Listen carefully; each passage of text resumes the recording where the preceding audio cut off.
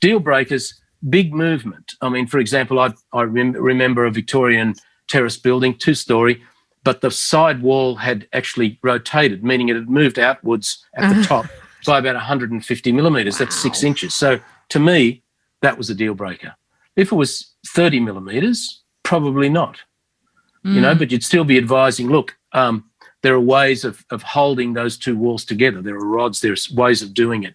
There are engineering solutions. But in this case, the solution was to demolish the wall and rebuild it, which was huge, you know. So it was a deal breaker. So in some cases, structural movement is a deal breaker. These are the big ones. Structural movement, really bad termite damage with the presence of active termites, really bad chronic dampness that no matter what you do, you're never really going to solve.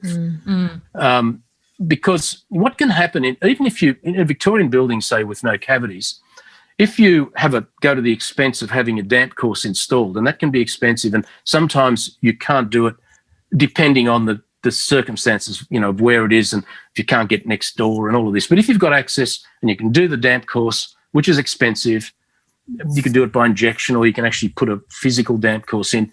But then you have the problem of penetrating dampness, descending down the wall by gravity and then sitting on top of the damp course and presenting as rising damp again, just because you've now put the damp courses in, but the dampness has come from somewhere else.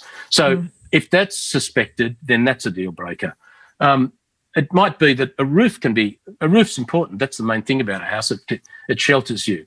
And so if you're buying, say, a California bungalow with an original roof and you still see them, that roof is probably going to need replacing, and that can be a $25,000, $30,000 job. So unless you've cost factored that in, it could be a deal breaker if you don't have the $30,000. But if you plan for it and then replace the roof, it's a great house now because it's protected again.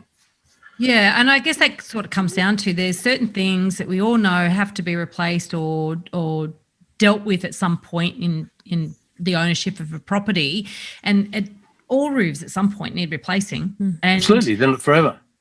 So therefore, that's a routine thing, and it just means that you have to factor in the cost. Whereas the damp thing that can't be solved because that's a design problem, that's a totally different kettle of fish, right? Correct. Yeah, absolutely correct. Some things are not solvable. You can look with dampness. Usually, you can reduce it. You can make it better. You might get it down to a point where you can live with it.